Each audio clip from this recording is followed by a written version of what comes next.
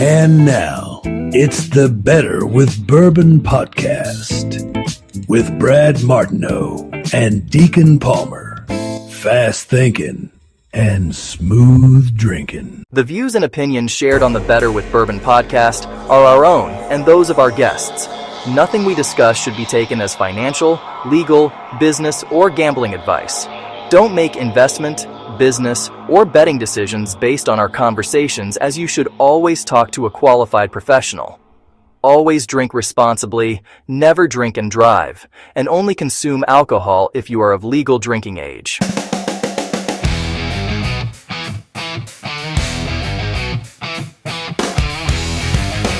Come on, I mean, what's relative humidity? Oh, it's a percentage of moisture in the... That's what I said when I came home from college one year. My father asked me that, and I don't know. He said, no, it's the sweat that accumulates on your balls when you're f***ing your sister-in-law. Oh, relative, yeah. I think I was We might have. That's a good way to start this show. It is. All right. Okay, hey, welcome everybody. Welcome, Mitchells. It's Better with Bourbon here. We're fast thinking meets smooth drinking, episode 5. Today is the 17th of February, 2026. We're in Indiana, Pennsylvania, in the Better with Bourbon media studios. How you living today, Bradley? Living good. It feels like spring outside. Almost thought about golfing. Yeah, right. First day above 50 degrees we've had in probably it's literally been about 6-8 weeks, but I think we might have had one day above 50. But yeah, it felt like you could run around with your pants off today just because the sun came out for about 15 minutes. Is that what you were doing on your walk this morning? Heck yeah, man. I mean, yeah, the walk was definitely brisk today. It wasn't slow and plodding. I was really trying to get after it today. We both have some Pennsylvania gear on. What's your gear? Oh, we do. I got this. I'm representing Robert Morris University tonight. They got a beautiful new sweatshirt that I just felt like I had to bring on the air. Thank you, Pennsylvania, for Robert Morris. What's the connection to Robert Morris? Oh, a couple good friends.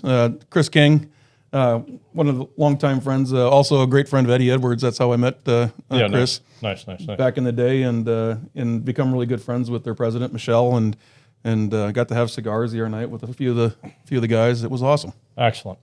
Getting out in the community, seeing people pressing the flesh. It's what we like to do. Mine's not nearly as elevated. This is just, everybody's favorite rock and roll station here in DV, 102.5 WDVE, rocking the Berg for over 50 years. Yeah, thanks, Cardi. Did you call in and win that or what? No, I always wanted one, and He bought it like 30 years ago. Yeah, I mentioned to Alicia like a little while ago. I'm like, I always wanted one. I never had one. But, yeah, she actually remembered and picked it up. I think this was like a 47th birthday present or something like that. Wow. Yeah, solid, right? All right. Yeah, that's awesome. Right. So we're drinking this week. We already got the whiskey open this week. We're going to do it a little different. We're going to put the whiskey up front. We are. As a reminder, Better with Bourbon is founded around the idea that everything we do is better with bourbon. We've had a bourbon every week. Weeks 1 and 2, we accidentally had the same bottle, Angel's Envy. Had to, since we didn't...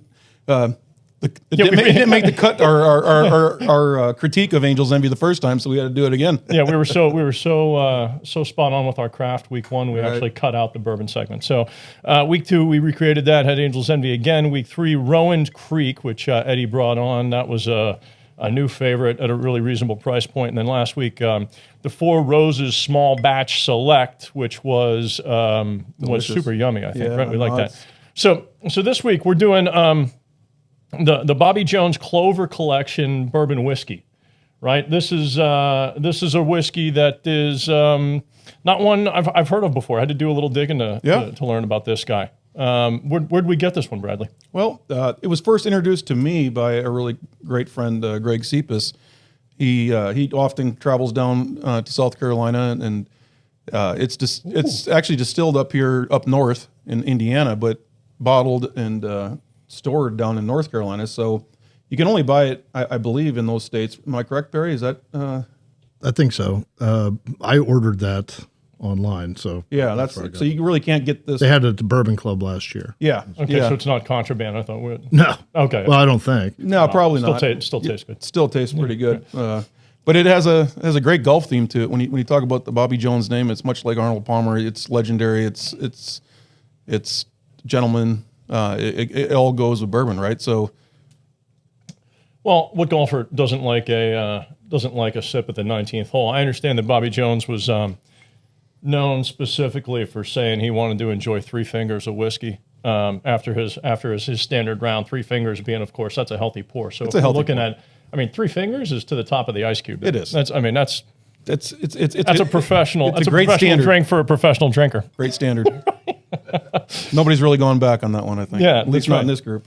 Well, and the clover is has some symbolism here as well. My understanding is that he had a medallion that was a gift of his dear old mother's that he carried with him for every competitive round of golf he ever played after she gave it to him until he quit playing. So that's why the clover, which I thought was kind of nice. That's an awesome story, and boy, that was a lucky clover since he did win the first Grand Slam. Yeah, here's the Mrs. Jones. Yeah, right. I wonder where that clover is today. That would be Right there on the table in front of you. Well, that's true. But that lucky clover, that I would like to find that one. It's Yeah, kind seriously. of like the Leprechaun movie. We gotta find the gold. What do you get here? Anything notable? Pretty smooth. It's not hot. No, it's not hot. It's very smooth. It's only 97 proof. Let me see here. Yeah, 92? 92. So 92. this is So yeah, it's down on the lower side. So it's a nice smooth drink. yeah, for a small batch whiskey, that's not all that hot, but it finishes nice and sweet in the back. And you get a little fruit, a little bit of spice, nothing overly chemically. No, Doesn't smell nothing weird in there like forest floor. I love it when you get somebody like I get truffle and forest floor. doesn't smell like dirty golf socks. So. Yeah, dirty golf. It almost tastes like a rye. It's kind of spicy like a rye. Yeah. Okay. Perry's a rye drinker, right? He says he gets a little bit of rye finish in there. Yep. He does get a rise out of things once. Are we talking about a rise or just rye? Rye, singular. Oh, gotcha. Well, that's nice. That's nice. So listen, let's take a drink. Let's stoke the fire. Let's reload on this. We come back. We're going to talk maybe a little bit of sports, a little bit of AI this week. Oh, we definitely have to talk about sports. We got the Olympics in full gear, and it's time to get caught up. Yeah, and we got a very special guest this week, buddy of mine who is, as far as we know it, the world's foremost expert in curling that is not already working on TV this week, is going to come on and educate us on the ins and outs of curling. Jordan Paul is going to be joining us from the nation's capital, our first dial-in guest Fantastic. here at Better with Bourbon, right? Fantastic. Okay, so we're going to take a break. We'll see you when we come back. Cheers. Cheers.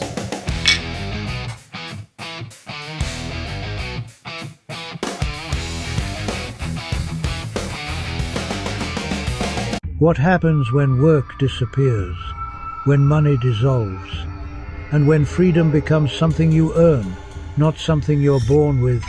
A new kind of power is rising, not a government, not a corporation, but the algorithm. In the algorithmic state, no jobs, no money, little freedom. Amazon best-selling author Bradley J. Martineau reveals the world we're stepping into. A world where your reputation is computed, your opportunities are filtered, and your identity is shaped by systems that know you better than you know yourself. This is not science fiction. This is the operating manual of the future forming around us right now. If you want to understand the forces that will define power, belonging, and freedom in the decades ahead, start here. The algorithmic state, no jobs, no money, little freedom. Available now on Amazon.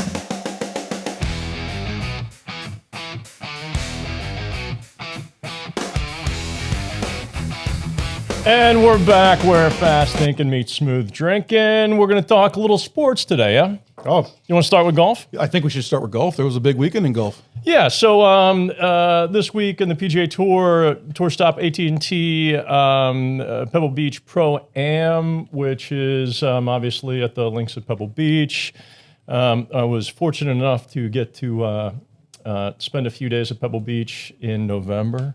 It was awesome. That's not, right. Not going to lie. That's right. You did get out there. I forgot Yeah, I about mean, that. anytime you get to go out there is awesome, particularly when it's on somebody else's dime. But you can imagine how that must have felt for Colin Morikawa, who won after a 2.5-year hiatus. He hadn't won in 2.5 years. I didn't realize that. But it was especially sweet for the Morikawa family because they had just announced they have a baby on the way. Very special. Yeah. Although I thought the bigger winner was Keegan Bradley and his amateur partner. Right. Yeah. Well, it's funny. Mary Meeker, did you? I actually, it's funny you said that. So Morikawa, $3.6 million for the win.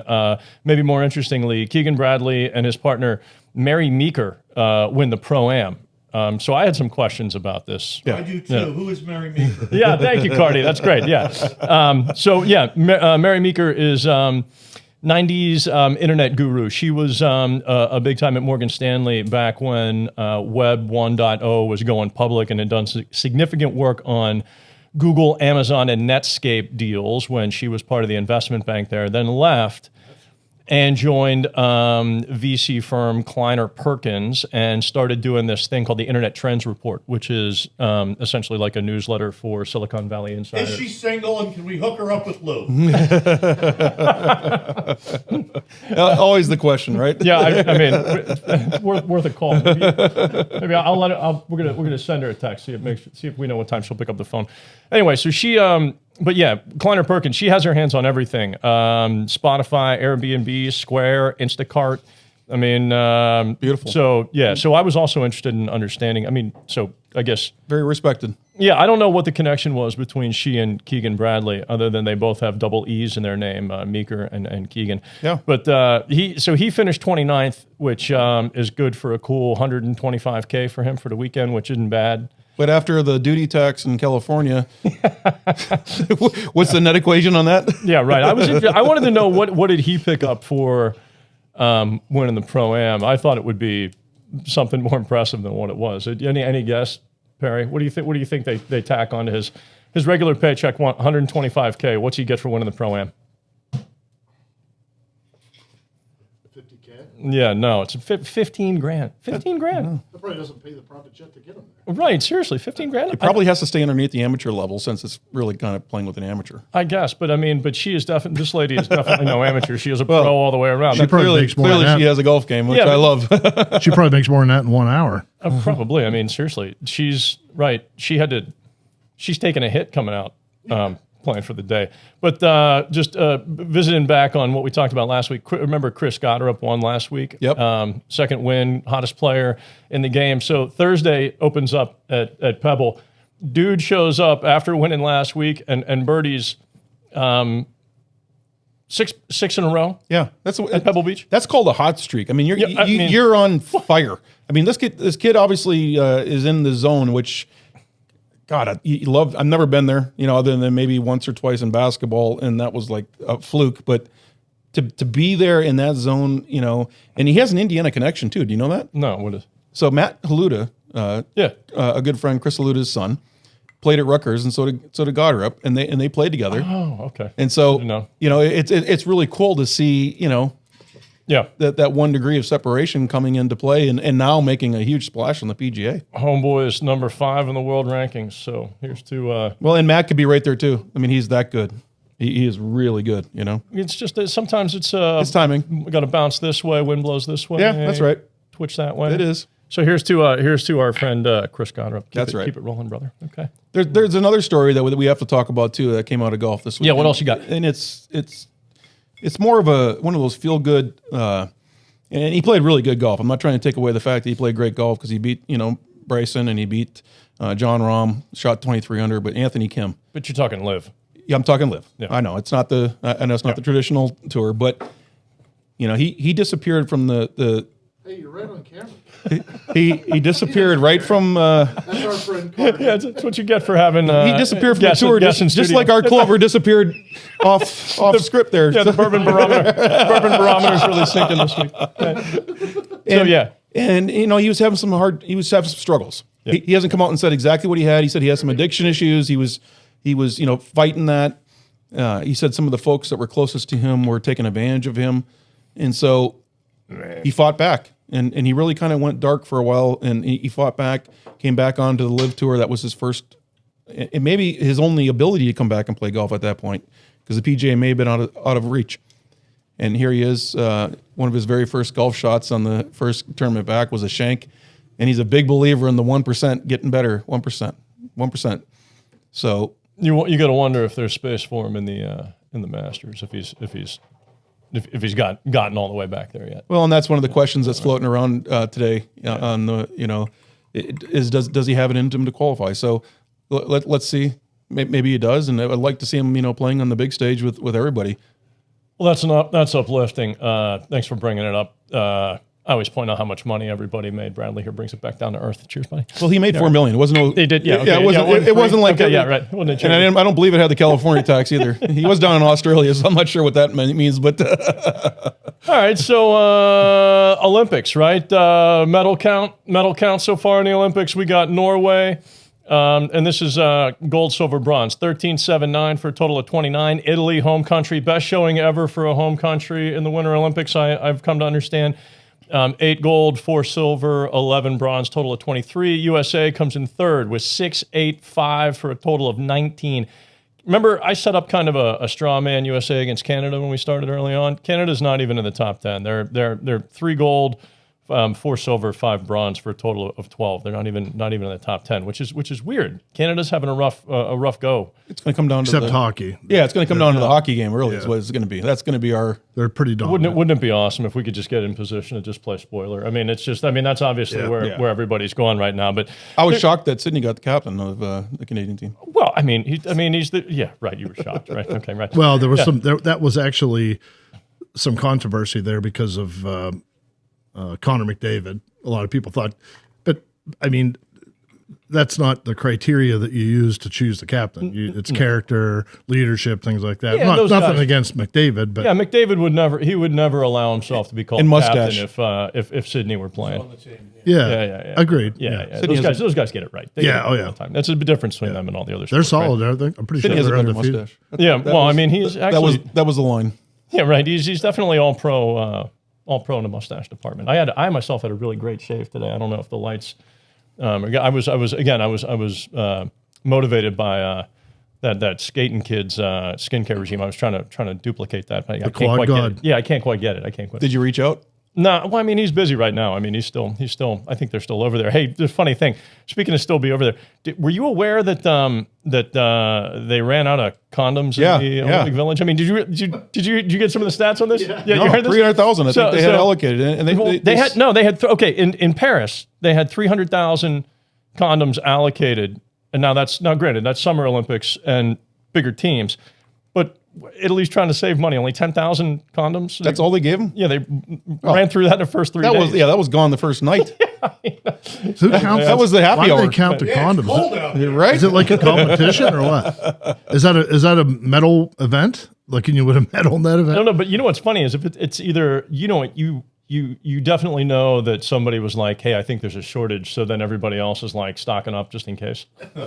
Right. So we're going to talk about our curling team. Our curling team's got a lot of nerd star power with them. I bet you those guys stocked up early because they knew they weren't going to be done until late, but we'll come back and talk about them in a minute, right? I just think the next Olympics in about 20 years is going to be amazing. The Winter Olympics, that is. Yeah. Why? Well, because there's no condoms.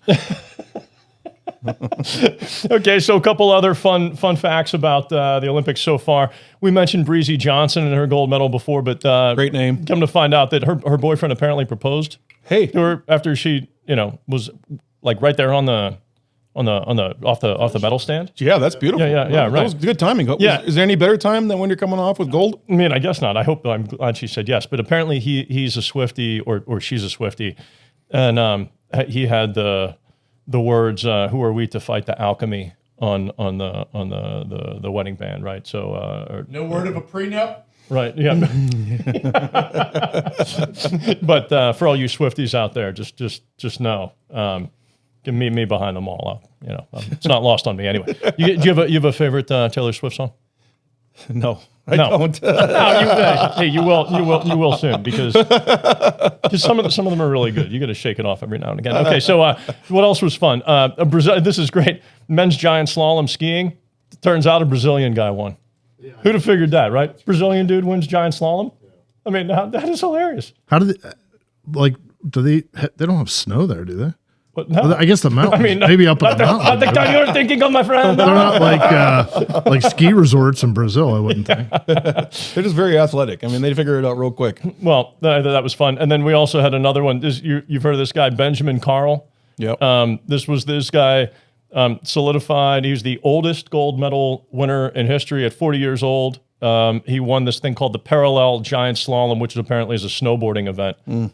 But took his shirt off and rolled around in the ice, at 40 to celebrate the fact that he's the oldest Well, I'm sure our listeners have oldest gold medalist of all time. I'm sure our listeners have seen that Perry entered the double luge and decided to Yeah, we rewrote the rules. and tried to figure out the aerodynamics that gives them the cutting edge. Yeah, it gives Turns out face to face works best. A little bit, yeah. It's team play, But I'm We interested call in it missionary. Is that a new event totally, or is that just a variation on the same old? Oh no, same old. It's a made up right? It's a made up Brad Martineau event. That's what it Right, is. exactly. Well, so how about this this French judge who pulled the shenanigans in the ice dancing? The French judge robbed our Americans. I guess. Yeah, right. But did you hear about this? Apparently, the French judge overscored the French pair that won the gold and underscored the U.S. pair that won the silver. And apparently, this happened in the World Championships as well. And they still invited. That's ridiculous. It's time to bring in AI judges. Yeah, actually, that's not a bad idea. I mean, honestly, why would you not, right? Why do we still have humans calling balls and strikes in MLB? Right, the same thing. The error rate, so it's so high, and right? it's so easy to fix. Oh yeah, it's so easy, right? Totally. So I don't know. I mean, does having a human line judge make a tennis match or non-event? Like, would the game be different if there were no umpire standing back there? Would you still have an umpire there just to set the visual for the pitcher? I think. I used to watch tennis in the 70s just to watch McEnroe scream at them. So the answer is no. It was the shorts card. Yeah, I know. Yeah, but I mean, AI should absolutely be judging these things. I mean, they're so subjective. I mean, Yeah. and there's too much on the line in There terms is. of sponsorship dollars, Agreed. and we got And- panel of one says yeah, And you time can for go yeah. across all sports on that. You can go across, basketball. You can go across football, Totally. baseball. It all can be now geofenced into the AI space and figure it out. Well, some of the performance from the NFL refs this year would call for AI as quickly as possible. I mean, they just it's not just the fact that the rules change every year. What's a catch? What's not a catch? What's illegal contact? What's not illegal contact? What's a personal foul? What's not? I mean, just set some damn rules and let's live by them for a couple of years before we trash them away. And then you think that the quick review or the automatic review that was going up was going to fix it, and somewhat in a dent. So you still feel as a fan that there's still some subjective play and going on, and it doesn't leave you with a good feeling, especially if you're betting on the game. Yeah, right. Yeah, totally. And now that we're going to bet on everything apparently forever, again, some questions about some of these odds markets bets. People are starting to ask the same questions we're asking. We're going to have to do a deeper dive on some of the Kalshi and the like, some of the odds market stuff, because I don't really know that much about it, and I want to trash it just by nature of the fact that I'm a stock and bond guy and all that shit's so ultra regulated. Well, let's dedicate an episode to it. We'll come back and do this. But okay, so big winner for the Olympics so far. Who knew who Jordan Stoltz was 2 weeks ago? No, but they do know. Yeah, Wisconsin. Yeah, right. Wisconsin proud there. Oh, Wisconsin. That's another Wisconsin shout. That's good. Well, this kid, 21 years old, he's definitely going to come away from the Olympics with one of these major sponsors, right? I mean, and if it's like apparently he's like as middle American as it gets. He's reliable, nothing flashy about him. He drives a car with 300,000 miles on it. Apparently it's an old Honda, so he's now been like rolled into like the Honda. Yeah, I guess he's he's real conservative with everything he uses. He he even still is using that same condom he started with the first night. He's the one that took all 10,000. Let's hope that doesn't flash back on all. Okay, so you said he's from Wisconsin. You're from Wisconsin. I am. You know who else is from Wisconsin? Who's that? This is great segue. My man Jordan Paul, Oh. who is our resident curling expert. Well, that makes a lot of sense. Why the ice and why the passion? Yeah, right. So thankfully, like you, Jordan escaped his home state and is actually a rather worldly mother these days. There's nowhere he hasn't been. But when we come back after a quick break, we're going to dig in on curling specifically, some of the controversy around what's happening with those Canadians, and not only learn about the game, but get some predictions on what's going to happen with some of these gold medal matches. Yeah. Cheers. All right, we'll be back with Jordan in a minute.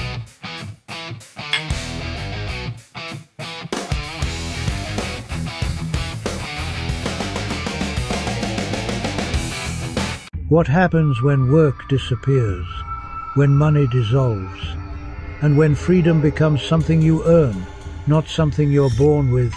A new kind of power is rising, not a government, not a corporation, but the algorithm. In the algorithmic state, no jobs, no money, little freedom.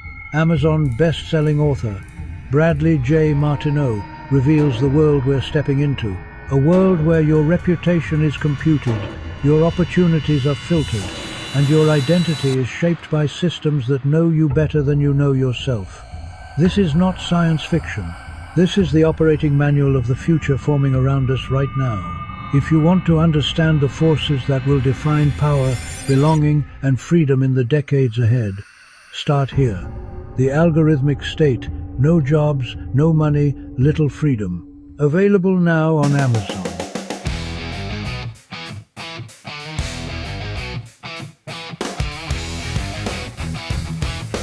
All right, and we are back. Better with Bourbon, where fast thinking meets smooth drinking. I was lost there a little bit. I was looking at Perry's bunny ears. Yeah. They were mesmerizing. Happens every show. Yeah, Chicks digging. Chicks digging. You guys might notice we have those of you who are watching visually notice we got some new equipment on here. It's just this thing's becoming the never. We have a headset on. Yeah, You have two on. Yeah, that's right. But don't you enjoy the sound? It sounds so much better. No, I know. It makes it sound like we really know. This is what we're I doing. sound. What I hear whenever I'm wearing mine. It's remarkable. I feel like I'm Princess Leia. Yeah, right. So we left off noting the state of Wisconsin. Brad is originally from where? Wisconsin. Yeah, what town? I was born in Sheboygan. Yeah. Give me a ton to work with here. Yeah, buddy.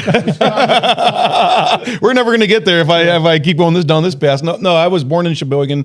My family is from around the Elkhart Lake area. Got it. Went to elementary school in Kiel.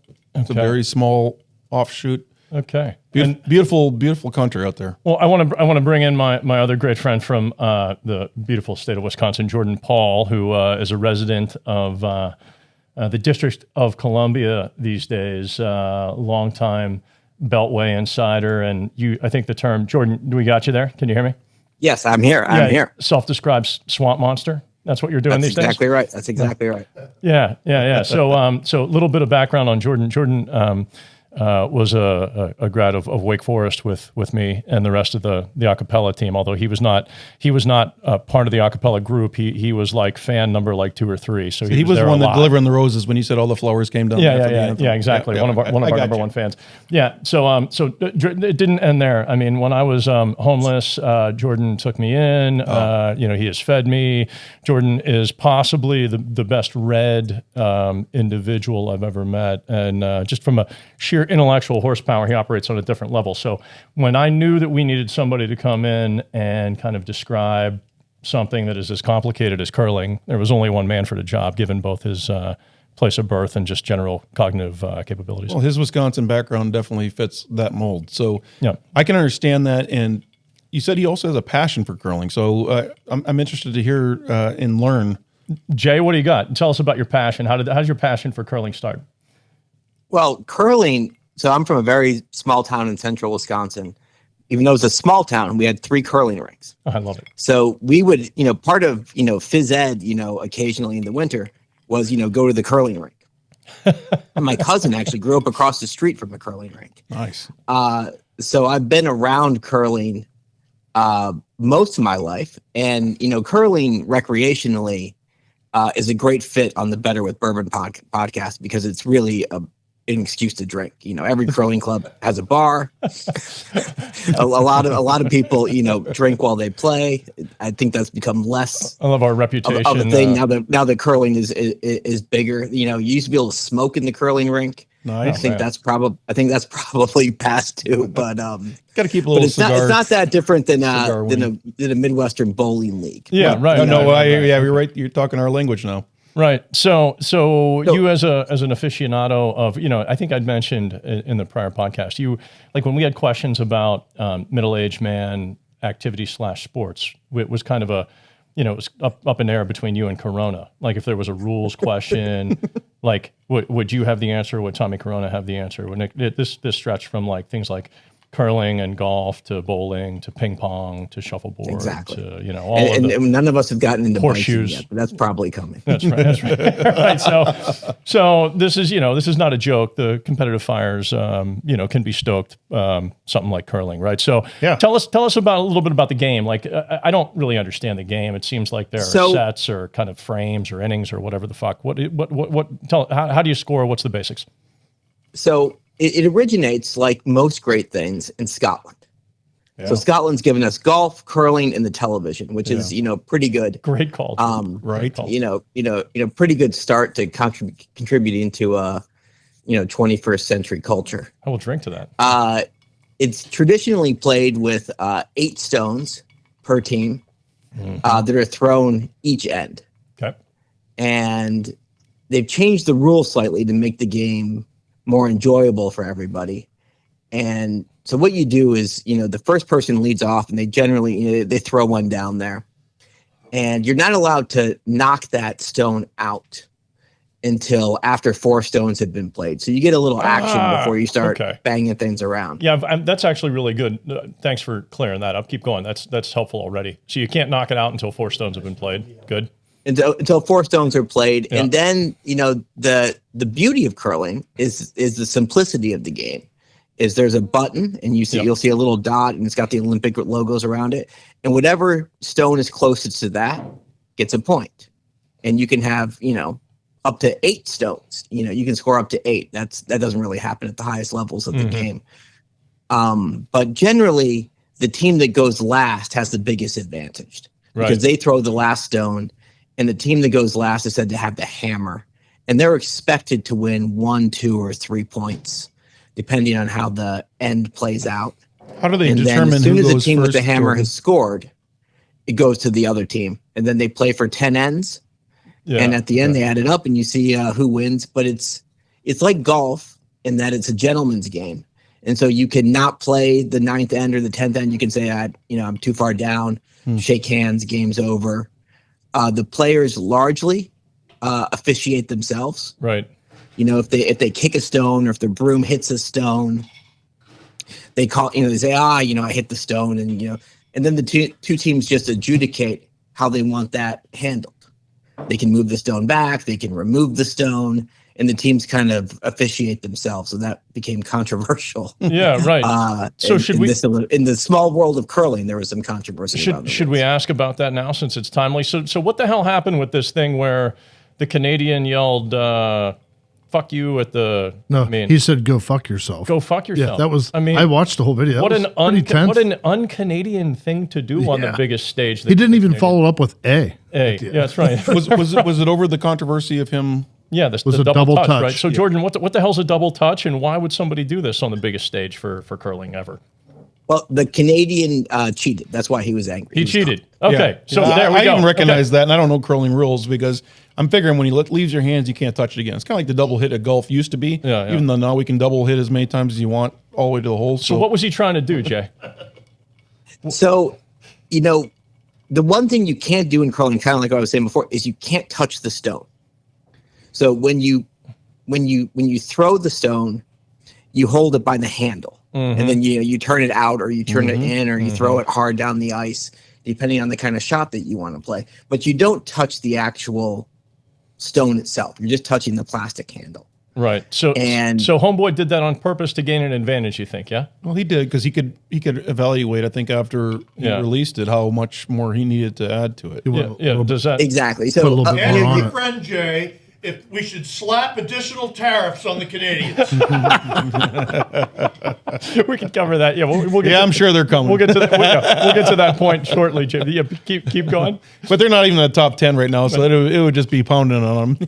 But you think he was trying to gain advantage by touching his his little maple syrup covered he's finger touching his stones, man, on the stone. Right? Yeah, it's hard to believe that he wasn't trying to get an advantage because there's no other real reason that you would do it. Yeah. And, but the thing about it is curling isn't really officiated. So nobody could, he was accused of doing it, and he was definitely doing it. But there wasn't an actual umpire or referee. Well, maybe we just created a new job. Looking at the game. Yeah, we just created a new position. Was that Sweden they were playing against? I think that was Sweden they were playing against. Because the story I read said that the two guys that were trading verbal jabs back and forth are friends, like that they've known each other for years. But obviously the tension got the best of at least the Canadian, because the Swedish guy was pretty mellow. He's like, hey, you know, we saw you do it. It's on video. Wow. Could you imagine? So that's really interesting. And I guess these guys Isn't have been there a playing movie against called each other. Romancing the Stone? Yeah. Right. But if you're not playing in front of cameras, nobody would ever call you on your bullshit if you were just doing that like That's true. every now and again. They would just throw their beer at you. Yeah. Man. Yeah, you have to agree on the fault, and you kind of have to declare it yourself in the game. No one's really officiating the game. Well, it's time to bring the officials in. Okay. So Jay, that joust was, how would you characterize the verbal outburst by two countries that are known for their manners, but two, on this stage? Is this just a matter of pressure, or is this like normal for curling? We've just never seen it before. Not normal. I mean, there is some, depending on the players, you can definitely run your yap a little bit in curling. Yeah. You're standing right next to the other team. If you want to tell them that you don't think they're doing so hot, you can. Okay. So there might be like a Gary Payton kind of I'm going to talk trash and get in your head kind of moment. And sports are sports, right? I mean, you look at the countries that are great at curling: Scotland, Sweden, Denmark, Norway, Canada. Yeah. You don't get a lot of it, but it can happen. But the Scots are first class trash talkers. I mean, you notice. I mean, the best trash talkers of all time. I mean, come on, the best trash talkers probably the Italians or maybe the Irish, right? I mean, who could insult? I mean, is it the Italians? The Italians are elite, but no one understands what they're saying. The Irish are okay. Yeah. Coming from an Irishman, Irishman in studio, Jordan says the Irish are the all-time trash talkers. But it's a close. None of them are competing for gold in curling. So I guess maybe we should have a competing race in trash talking. I mean, that should be just a summer and Olympic or a Winter Olympics sport. So Jordan, talk to me about some of the very strong star power and kind of nerd force coming off our men's team here in the U.S. This kid, Danny Casper, is a bit of a sicko, is he not? I mean, 24 years old. He's great. He's 24. I mean, he's taken over for our longtime skip, John Schuster. Yeah. Who went to 5 Olympics, 1 gold in South Korea. 5 a.m. Deacon and I were texting. Were we? Yes. What were you doing at 5 a.m, Deacon? So now we got a 24-year-old, and there's a lot of hope for his team. They're in their 20s. Yeah. And kind of, going back to the controversy, most of these teams are professionals. The Scots are professionals. The Swedish are professionals. There are multiple professional Canadian teams, and they play, across Canada, and they have, big, gigantic events. And the hope is that, Casper's team will also become a professional team.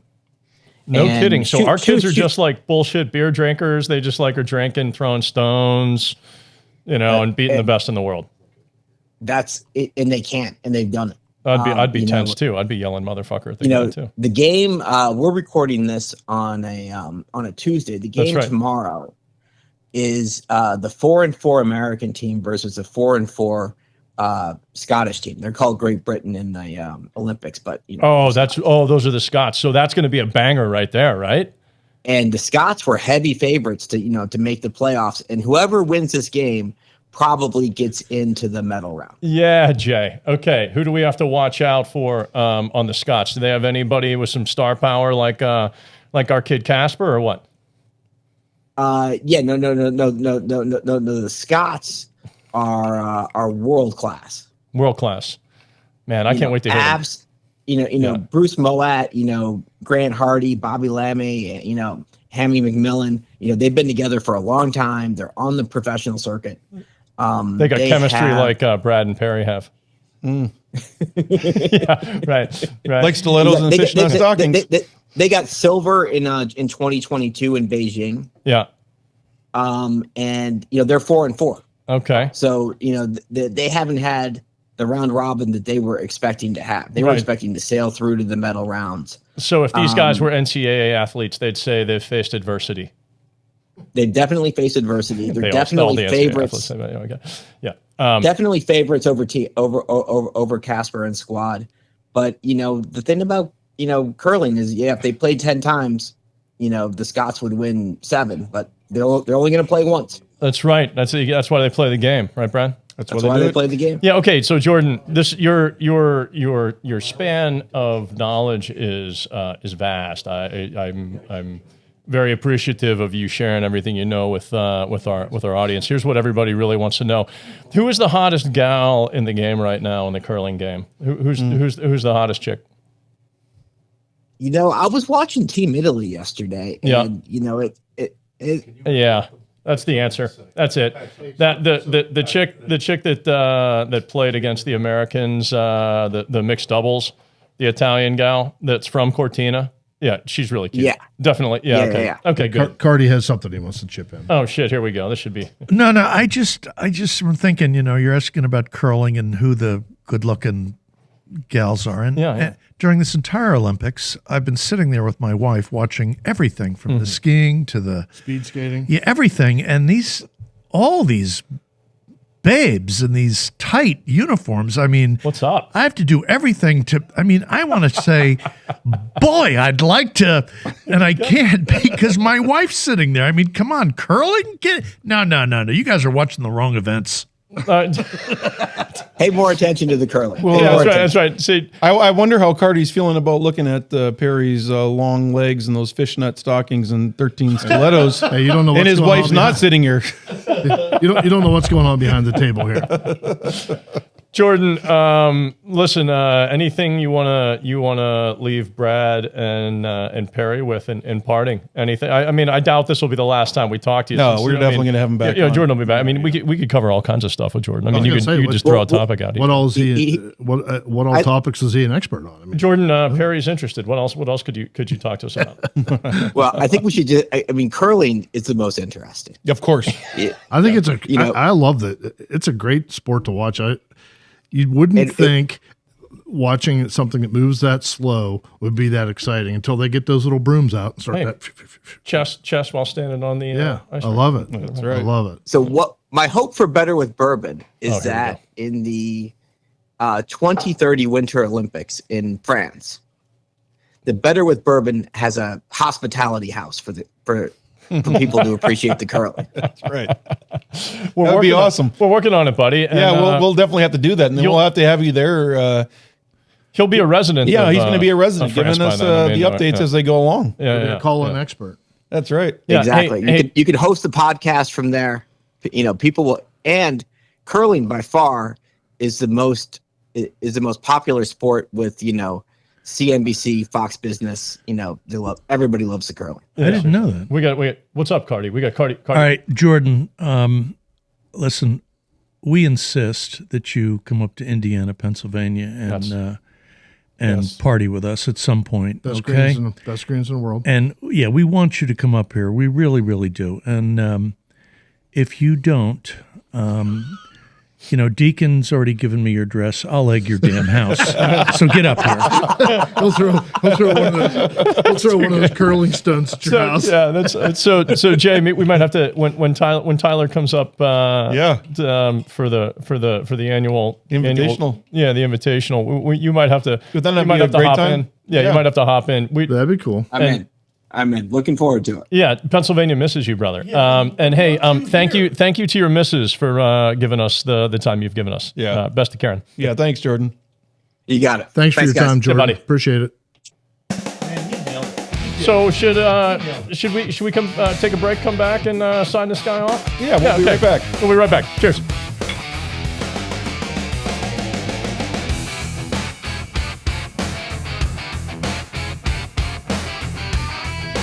What happens when work disappears, when money dissolves, and when freedom becomes something you earn, not something you're born with?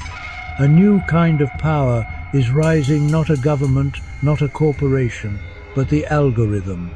In the algorithmic state, no jobs, no money, little freedom.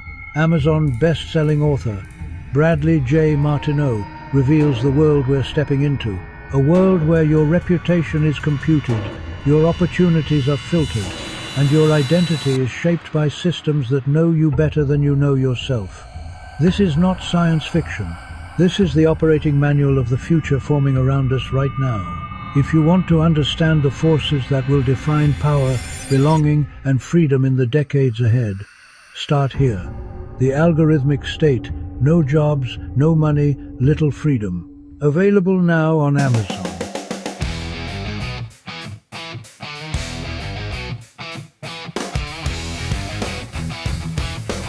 Okay, we're back. The bourbon barometer is falling, which means our BAC is rising. Cheers. We want to talk a little bit about Anthropic, since we haven't really talked much business today. There's been some headlines about Anthropic raising a little bit of money recently. There's been a little bit of chatter about their CEO. He's a bit of a kook, but a little bit of chatter about their product and how it's different from others in the marketplace. I kind of relate to the CEO. Yeah, you like it? I do. Just, he's Dario. Yeah, because I actually wrote an article on how, ASI could take over the world. Well, hold on. Before let's set the stage. I'm just saying he gets down that path. Well, so Anthropic is a company that has a large language model that is a competitor to OpenAI's ChatGPT and Google's Gemini, right? Well, and very rightfully so, since Dario came from OpenAI and did number 2 and number 3 for OpenAI. That's right. Yeah. Okay. Right. So Dario is an engineer, Stanford-trained engineer, comes from a biology background instead of a computer science background. But love it. He was at OpenAI and was the guy responsible for their version 2 and version 3 releases. They're now in version 5. Right. But he has a little bit of a different personality, and he had some differences with Sam Altman, right? Who is the guy? If you remember, we told you about Sam Altman earlier. He runs OpenAI. Thanks, buddy. Oh yeah, nice. So there we go. There. So Sam Altman was he was kind of Harding gets the memo that we're going neat. Yeah, right. Yeah. He's thanks though. he was kind of Silicon Valley salesperson number 1, and was push with AI. We'll worry about the safety after we have a problem kind of mindset. And Dario was the opposite of that. He's the guy who always wants to step on the brakes and say, we need to understand it before we take it to production, right? And I can relate with Dario on that, because I feel like we all should be stepping on the brakes before we go too fast, because what we're dealing with AI is very impressive, and it's getting so much better by the day. And even as he continues his dialogue, I mean, you just look at the last few conversations he's had in the press the last couple of weeks, and he's fighting with the Department of State over whether or not they want to take the safeguards that he has off, so they can do what they need for mass surveillance or mass weapons. He's very cautious, and I give him credit for that. He might be a little kooky, but he's very cautious. Well, I think the conversation that you're highlighting is performative on both sides. He's doing a performance saying, look how concerned I am. And the DOD is performing saying, look how woke you are. And if you don't unwoke yourself, we're going to give the contract to somebody else. So, I mean, who's right? Well, they're both right. They're both right. I mean, they're both right. But the reality is, well, and if you talk to Anthropic, they said they haven't actually been approached by this exact conversation yet. They've only tipped on it a little bit, and it's only been on the ancillary. So I'm not sure they've really dug deep into that conversation yet. So I'll give them credit on that. So here's what's sad to me is that the headline has nothing to do with why anybody would be having this conversation with Anthropic in the first place, right? Isn't this just another large language model? Don't we have 7 or 8 of these? What the fuck? Why do we care about this? They do. Opus Sonnet. Why do they have 2 names when everybody else just has 1, right? So should we talk about the product? I think we should. I think you should. Yeah, So the reason they're in the news this week is because they just got a Series G funding for $30 billion, which values Anthropic at $380 billion, which is about half the size of OpenAI. This is a massive windfall for everybody that's been involved in these guys because they're still private.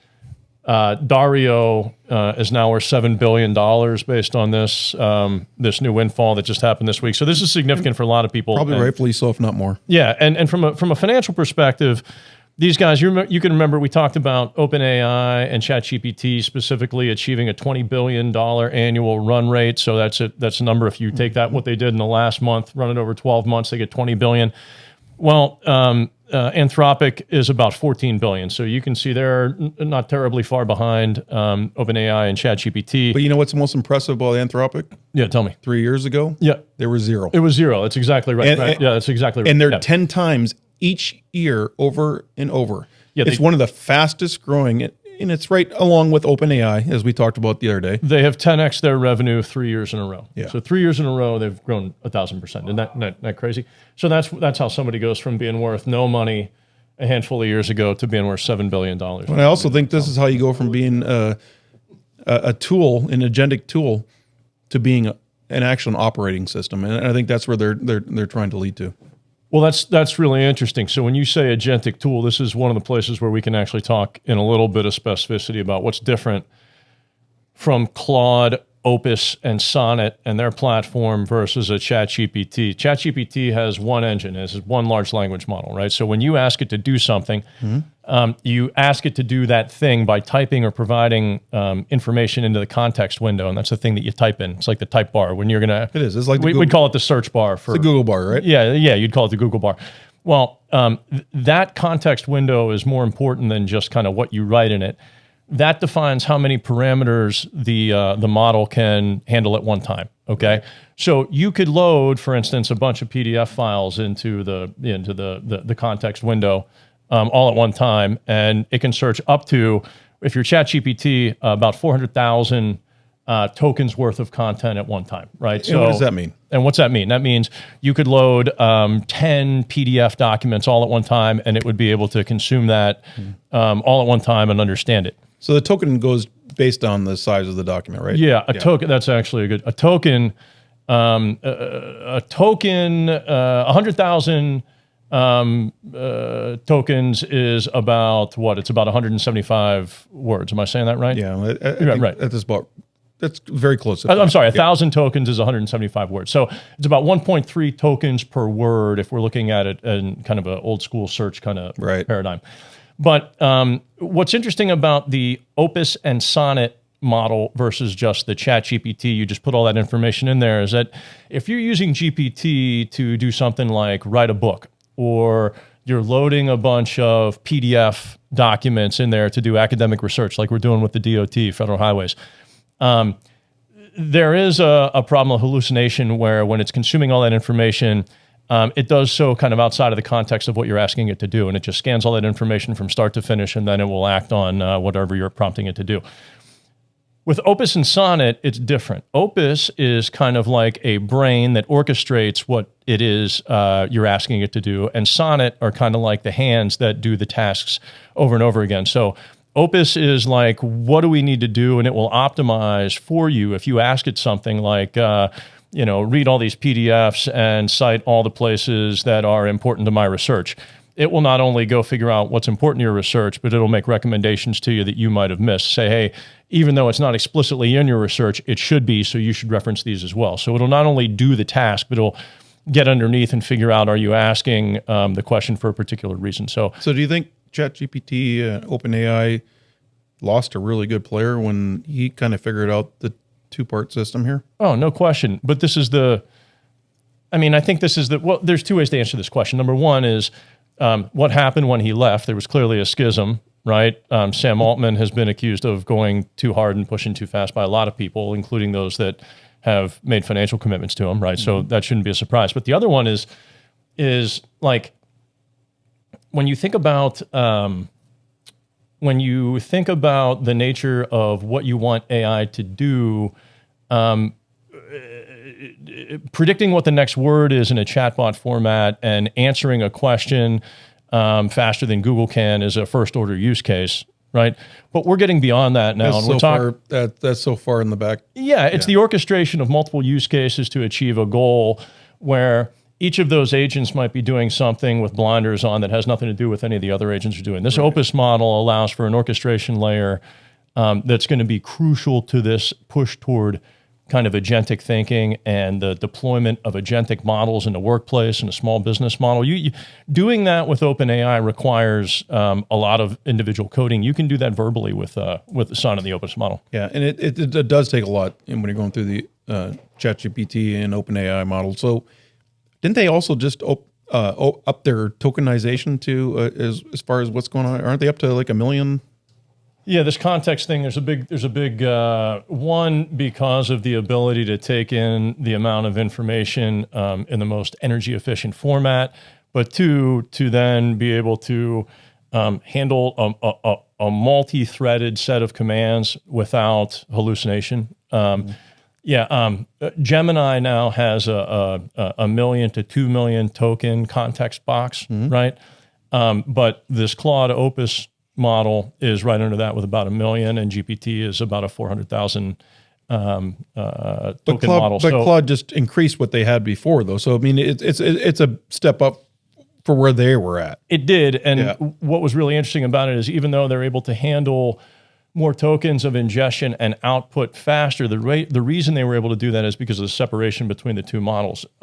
GPT has to read everything once and then figure out what to do with it. Opus can do a lower energy consumption read with its own model and then assign tasks to the Sonnet runner, who will run and just do something very quickly and come back and say, okay, I've achieved that as quickly as possible using as little energy as possible. What do you want me to do next, right? And I see the others following suit there real quick. Well, right, and actually what's interesting here is that the cost per token of output has fallen really substantially, and this is now allowing for AI to potentially be deployed in higher volume use cases where you can really wring out manual efficiencies when you're doing something over and over and over again. Check the spreadsheet to make sure you have a total on the bottom that makes sense, and then tell me, you know, what the columns add up to be. You know, that's exactly the sort of thing. So good, right? Yeah, totally. So faster, less opportunity for data to get lost, ability to orchestrate multitasks. Claude Opus. I'm going to check it out. I'm going to check it out too. I'm not usually a Claude Opus guy, but I've been using Gemini and Copilot. But because of this and our research this week, I'm gonna. Yeah, we bumped into some problems with GPT-5.2. Again, 30 conversations with transcripts, all of the prep and research for each of those conversations, and then all of the summarization and compiling of all those into key themes across 30. I mean, the performance has gotten really bad. We can't do anything in that string anymore without. No, and the one thing that's really impressive about Claude, though, is that 80% of their business model is enterprise. Yeah, so that's right. They're delivering. They're delivering on a high scale, and it's now becoming an operating system. It's not becoming just an ancillary tool. No, it's really interesting, and it's kind of like the market is defining players in different spaces, right? Gemini, people use because they already have it in their phone. I think it's probably the easiest place for people to goof around. But if you're going to be a consumer-oriented user of LLM, it's probably going to be ChatGPT. You're probably going to use the free model. And, you know, you're not going to have any problems with it unless you're going to try to write, you know, a 35-chapter book or do research on something as interesting as roadway digital infrastructure and, you know, edge computing using a bunch of PDFs that were generated in like the 90s and 2000s. I mean, that's some riveting shit. Or where Look, I use AI to help research too, and it's I go, and I'm going to give Microsoft a shout out right now because I go to Copilot. It has ChatGPT as a base, but it also has their layer of folks over there. And granted, it does hallucinate it from time to time, and it throws things out at me. But as long as you check every source that is throwing at you, and make sure it is what they're telling you it is, then you can utilize it. We've caught a couple of hallucinations, but not recently, and that was in OpenAI. We've not had a case where we've caught. We have to cite for the federal highways work. We have to cite everything in professional format. And OpenAI just made a book up. Yeah, just made a book up once, but we haven't had that problem with it. Sounded good though, right? Yeah, maybe we should write it. Can't imagine, but that would be kosher anyway. So yeah, it's interesting. Get out there and try these engines, try these models. Let us know what you think. Send us a note if you think what we're telling you is bunk. Tell us about it. But I guess my take is I'm moving away from GPT, and I'm all about Gemini right now. And if I'm going to try something new, it's going to be that may be the moment. It's an ebb and flow right now, because every 3 or 4 months, all these platforms come out with a new technology, and it seems like Gemini just came out with this, or Copilot just came out with this. Well, the really interesting thing is there's the tuning now of models and different model architectures with chips and different chip architectures to take advantage of efficiencies. Yeah, the ability to do stuff like cool with just regular tap water instead of closed end system with refrigerant and all this other crazy stuff. All of these efficiencies are becoming pronounced, and I think we need to do a deep dive on Vera Rubin and what that chipset is going to do in making the jump from the current NVIDIA chips. So maybe next week we can dig in on something like that. And hey, I want to jump this. We got a great suggestion from a listener. What is that? What does it mean to win the AI war? Oh, did we mention it before? If we didn't, we should have. But now we're mentioning it. We're thinking about this for a future topic. Yeah, no, I think we should dive into that in a future topic. A lot of discussion about. Let's talk about that real quickly, just off the cuff, though. Yeah, a lot of discussion about what does it mean the U.S. is in an AI war against China and we have to win. Well, it's not. What the hell does that mean? It's everybody. Yeah. It's China, Europe. And not to debunk Canada, because I know they're a curling foe, but it's China. Okay, AI. Yeah. As far in the AI race, Asia, South Korea, you have India, Australia. But what are we talking about for creature comforts? Are we talking about defense? No. What we're talking about economic prowess? No. What we're talking about, and that's exactly what I talked about in my book, The Algorithmic State. Not to do a selfless plug here, but plug it up. No, but it is who gets there first and is able to control the algorithms. Well, see, that's why we get back to our boy Dario. That's what others in the industry have accused him of by crying wolf. Oh, yes, it's so dangerous. He, of course, is going to get invited in, and his ideas are going to get heard first. So by being the most complicit with the need to regulate something that, quite frankly, our regulators have no conception of, they have no ability to understand it, let alone regulate it. He's endearing himself and getting the closest seat to power. So he's kind of talking his own book, is what I think a lot of people. Well, and I think, happens in securities markets all the time. Yeah, well, and I think that's the hot topic right now on this all is being safe.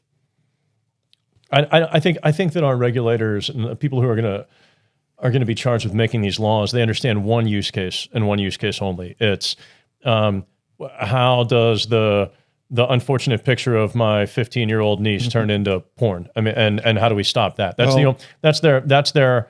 that's the highest order level of thinking they can come to understand. Yeah, and I can understand that. Yeah. And definitely, that's admirable, and you have to definitely protect against it. But that's so short-sighted. It's so lowbrow. Yeah, it is because but those are the people. Those are the people who are going to be in charge of regulating it.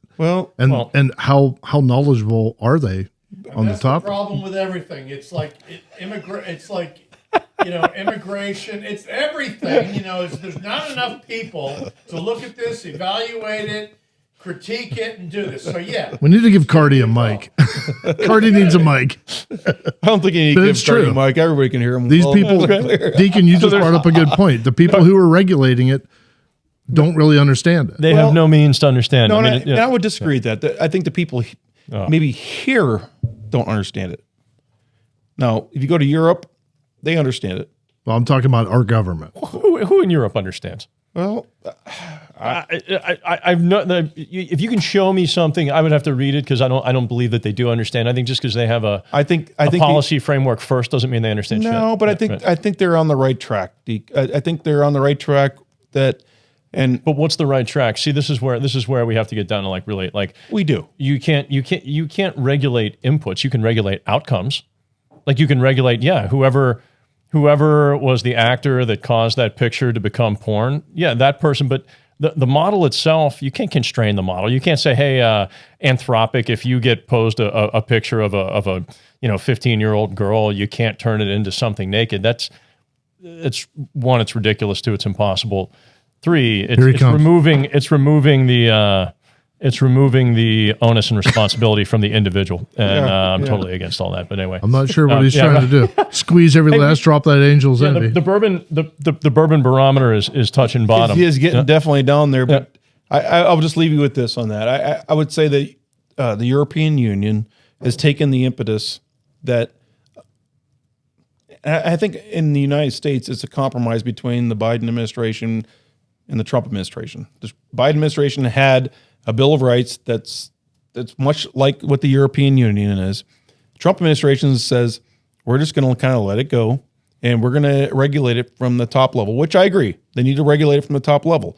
But let's make sure it's still transparent. Let's make sure it's explainable. Let's make sure it's understandable, and we can everybody. The Biden administration wanted to regulate. The Biden administration wanted to regulate model inputs. They wanted to have input and be able to control how many parameters a model could train on. I'm not talking about inputs. I'm talking about outputs. Let's talk about outputs. Okay, well, because it's a result-oriented field that we're playing in. And in the legal field, that's where it is. Mm-hmm. What comes out. So Europe is perfect in that respect, I think. And I know I'm going to get a lot of pushback right now because I'm coming over to the Democratic side of the table on this one. But I feel like they have figured it out early on, and that's why they've formed this coalition that is able to determine all this. Okay, well, here's this policy committee that can look over it. We're going to blow everybody's hair back when we come back and do a point counterpoint on European versus American AI regulation. Perry's telling us he wants to pull the plug on this. All this. Nope. It's a great conversation. Great, yeah. All these hot takes. All these hot takes are. Remember where you are, so when we come back, we can pick up where we left off. Okay. Because we should take a quick. Okay, one more break, and then we'll come back. One more break. We're almost burning Perry's fish nut stock. All right. Cheers. Can't do that. Cheers. All right. They're melting to my leg.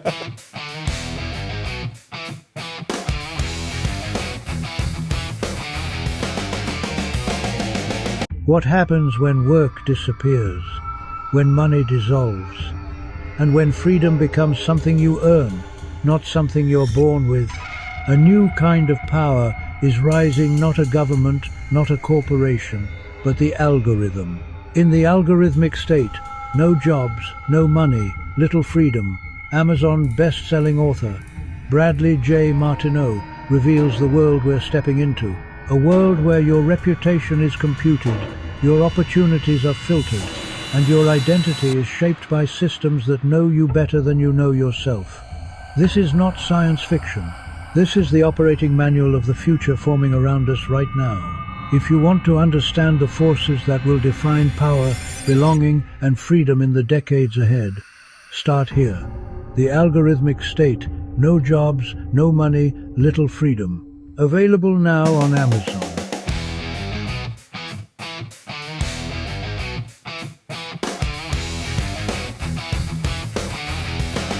Okay, we're back. Better with bourbon, fast thinking, smooth drinking. So look, the barometer is down. Yeah, the bourbon barometer is down this week.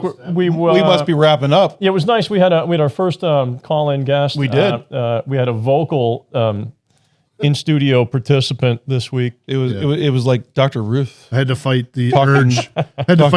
To give him the talking over the microphones and just in my ear. I mean, yeah, right. Jordan kind of had that lure. Well, we're trying to up our game. How are we doing? I mean, we're hoping everybody out there is noticing. How are we doing in terms of rankings, watches, views, any updates? I was shocked when we jumped for a moment, just a moment, but it was fun to jump there yesterday for a half a day in front of Les. Lex Friedman. Yeah, we jumped to number 4 yesterday for a hot second on the business segment of Apple Podcasts. Number 4. The technology segment. Yeah. Oh, I'm sorry, tech, not business. Nobody respects what we have to say in business. Yeah, I mean, yeah, you boys got no business. Right. Although they should, they probably should. Yeah, so that's really cool. So, but when it comes to fishness and stockings, we're number 1. So that's really cool. That means those of you who we've begged to watch have watched maybe a second or third time. You've passed it on. You've liked. You subscribed. You gave us thumbs up. You retweeted. We're trying on LinkedIn. We're trying on all the platforms. Brad's driving that for us. He's doing a great job. Thanks, buddy. No, yes, he is. And we appreciate every one of our 450,000 followers that are are behind us right now. Booyah. Yeah, right? Booyah.